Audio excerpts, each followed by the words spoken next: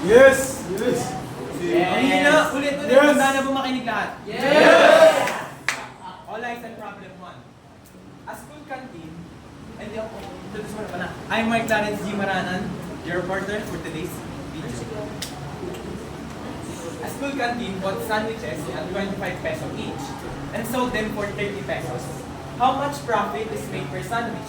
What is the percentage profit? So, yung school canteen, nagbot sila ng 25 peso na sandwich each. So, ito yung formula ng gagamitin natin. Profit divide cost price times 100. 5 divide 25 kasi 25 minus 30.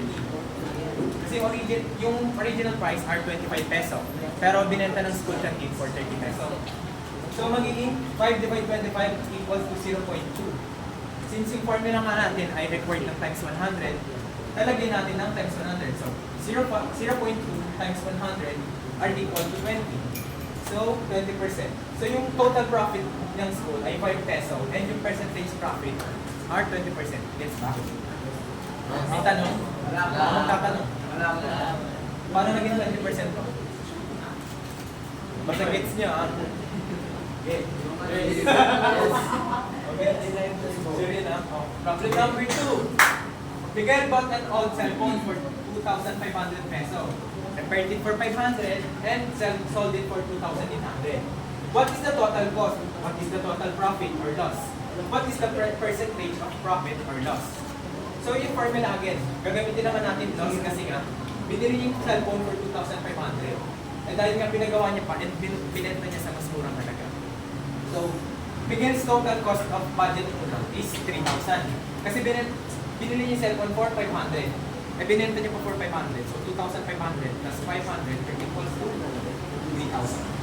So, 3,000 minus 2,800 kasi nabenta niya lang siya for 2,800. May differential na 200 pesos kasi nga pinagawa niya pa and binenta niya mas mura. So, 3,000 minus 2,800 are equals to 200 which is yung loss ni Miguel. Kasi nga 3,000 yung po.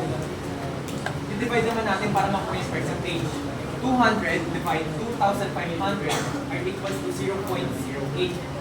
Dahil nga loss, and ito yung formula niya, kita niyo ba? Yes. Nakausap? Yes. 0.08 times 100 are equals to 8. So yung loss ni Miguel basically, 200 pesos. Kasi nga, Miguel bought the phone for 2,500 and repaired it for 500. Pero binenta niya for only 2,800.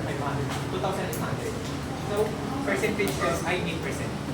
Questions? Ikaw, paano naging 200 yung loss niya? Paano naging 200 yung loss ni Miguel? So,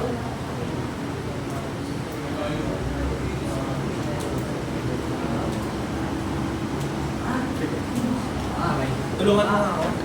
Tulungan mo nga ako. Tulungan mo nga ako. Kasi yung binili niyang cellphone is 2,500 pesos and ni-repair niya to for 500 pesos. So, the total is 3,000. And binenta niya to sa 2,800. So, pag minali sa atin 3,000 and 2,800 is equal to 200. Good. Okay, problem number 3. A parent bought 10 notebooks. Ito, example. Bottom kaya ko notebook. At 35 peso each and sold them for 30 pesos each. What is the total cost and total selling price? What is the total loss and percentage loss? So, parent bought 10 notebooks, 35 peso each. Pero binenta lang nila sa halagang 30. So, gagamitin rin natin yung formula na loss. Loss divide cost price times 100. So, yung total cost na binayaran nila are 350. Since 10 notebook nga, tapos nagkakahalaga ng 35 peso each. So, 35 times 100 times 10 are equals to 350. So, 350 na gastos nila. 350. Ulit nga, 350. 350. Okay, so 35 times 10 notebooks.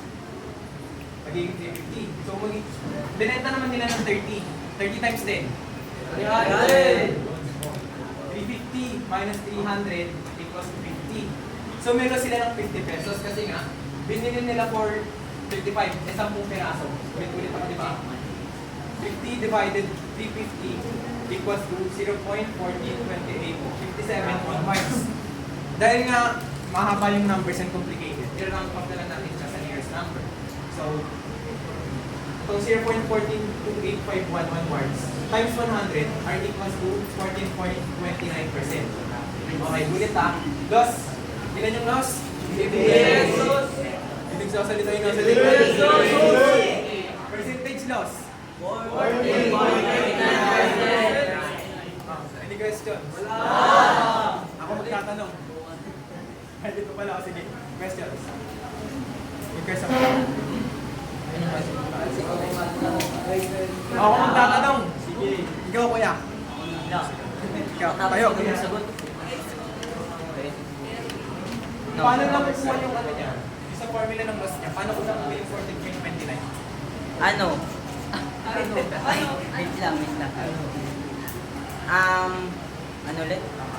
Paano ko lang kukuha yung percentage ng formula loss niya?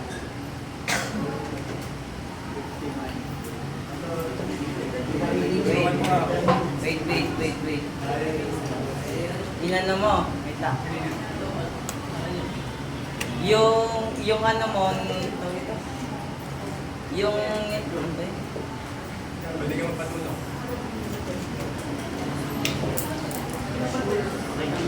kalimutan ko.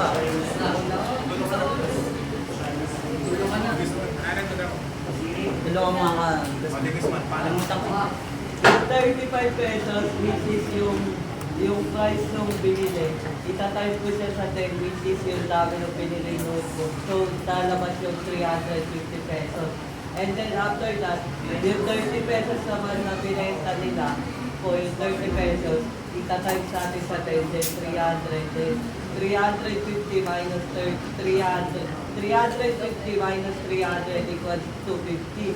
And then 50 times i-divide natin yung 50 by 100 and then makukuha natin yung Palakpakan nyo. Galing.